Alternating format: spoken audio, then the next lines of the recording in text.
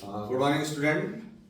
This is the most important topic of class 12 physics regarding to your board examination. Here the topic is force between two parallel current carrying conductor.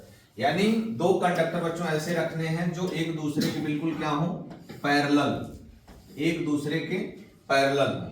हमने late किया कि ये आपका पहला conductor जिसमें I1 current flow कर रही है, ये आपका दूसरा कंडक्टर जिसमें I2 करंट फ्लो कर रही है। अगर से मान लिया जाए ये दोनों कंडक्टर एक दूसरे से r मीटर की डिस्टेंस पर प्लेस किए गए हैं, तो हमें क्या बताना है कि फोर्स बिटवीन देम, इनके बीच में फोर्स कैसा लगेगा, कितना लगेगा, है ना।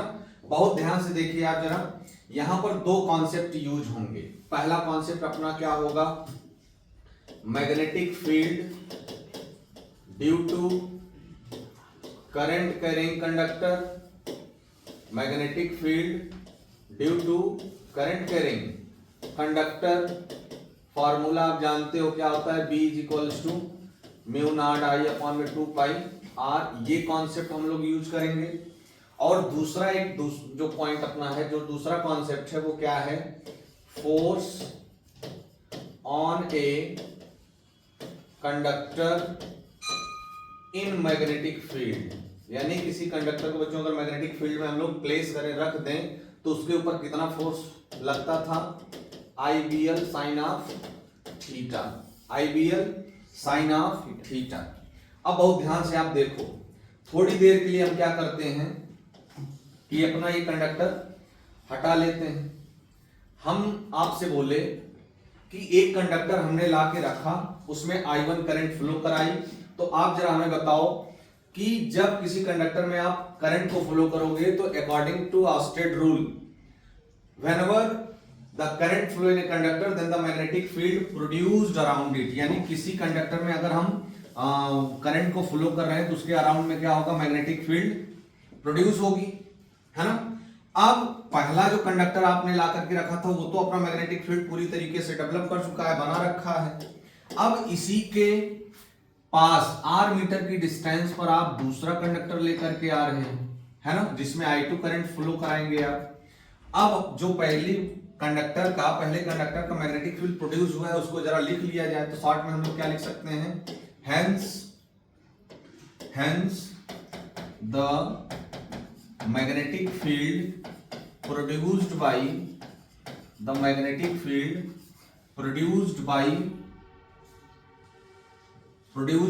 the first wire. पहला जो वायर है आपका, पहला कंडक्टर है, वो कितना मैग्नेटिक फील्ड प्रोड्यूस करेगा, वो इस रूल से हम लोग बता सकते हैं।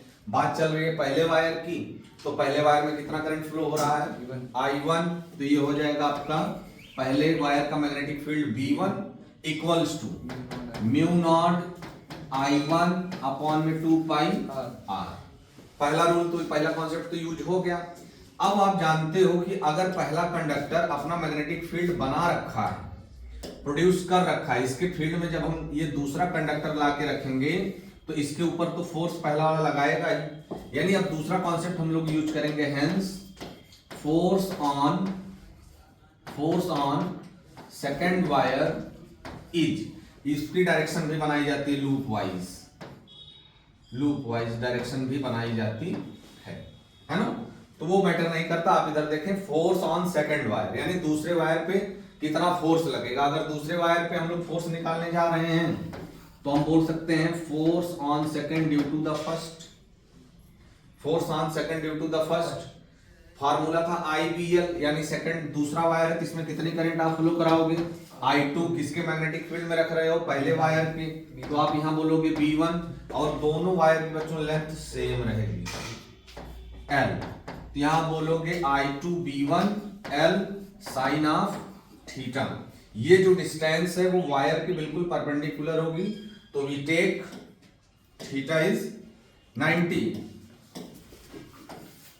hence theta becomes 90, therefore we know that sin 90 is 1, sin 90 की वैल्यू 1।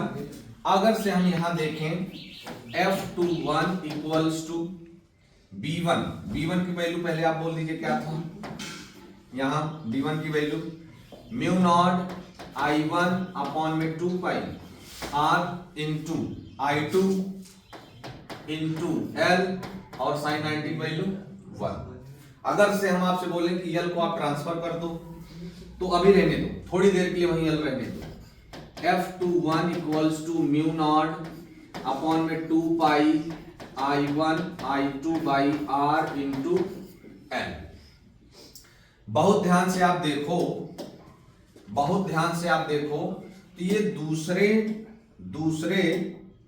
कंडक्टर के ऊपर पहला जो कंडक्टर है वो इतना फोर्स लगाएगा, यानी F21 force on second due to the first. अगर हम लोग इस तरह से बात करें कि हम पहले जो है फर्स्ट वायर को नहीं, हम सेकंड वायर को प्लेस करना चाहते हैं, तो आप बोल सकते हो कि तब ये जो फॉर्मूला है, जो एक्सप्रेशन है F21 का, वो चेंज हो जाएगा। क्या लिख सकते हो आप? F12 it means force on first due to the second, यानी पहले जो है सेकंड वायर रखा जाए, उसके बाद पहले वायर को लेकर के आया जाए। यानी first we put second wire, then first wire place in magnetic field of second wire, यानी दूसरे वायर के मैग्नेटिक फील्ड में पहले वायर को रखा जाए, तब जाकर के फोर्स लगेगा पहले पे, यानी जिसको आप सेकंड प्लेस पर ला करके प्लेस करोगे। ठीक, तो एक्सप्रेशन तो वही बनेगा, म्यू नॉट अपॉन में 2 pi I1 I2 by R into L. Change क्या रहेगा? यहां पर जो हम लोग I1 लिए हैं तब I2 लेना होगा, यहां पर जो I2 B1 L लिखा गया है वो हो जाएगा I1 B2 L। बाकी सारी बातें सेम रहेंगी। इट मींस आप बोल सकते हो according to Newton's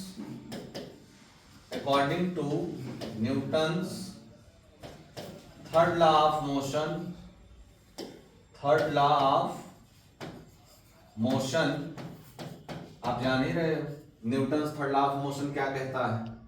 Newton's third law of motion क्या बोलता है? F12 equals to F21, F12 equals to F21 क्या बन जाएगा? इसको हम जनरली टेक करते हैं ओनली F, तो बन जाएगा अपना expression F equals to mu naught upon, आप देखो 2 पाई, यहां भी अब 2 पाई है, यहां भी 2 पाई है, जबकि अपना जो कांस्टेंट हुआ करता था वो क्या होता था? म्यू नॉट अपॉन में 4 पाई, म्यू नॉट अपॉन में 4 पाई, म्यू नॉट अपॉन में 4 पाई, इसलिए जिससे कि अगर ये कंप्लीट अपना जो है कांस्टेंट रहेगा तो इसकी वैल्यू आप 10⁻⁻7 प्लेस कर सकते हैं। तो उस वजह से ये 2 पाई को आप क्या बनाओगे? 4 पाई। तो ये 2 पाई जो है 4 पाई बनेगा कैसा? बनेगा कैसे? 2 का ऊपर नीचे मल्टीप्लाई, तो हमने 2 का मल्टीप्लाई नीचे किया तो ये 4 पाई हो गया, ऊपर किया तो जो सिर्फ I1 I2 हुआ करता था वो 2I1 I2 by R into L. ये फोर्स का फार्मूला है। अगर हमसे कोई कह दे कि force on per unit length,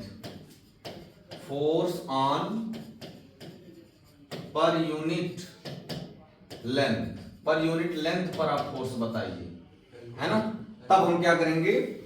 L को क्या कर देंगे? Transfer. It means F by L equals to mu naught upon में 4 pi I1 I2 by R। This is the 2I1 I2 by R, ये 2 जो मल्टीप्लाई करने पर हमें मिल रखा है ना। तो this is the expression of force between 2 parallel current carrying conductor in या ऑफ पर यूनिट लेंथ।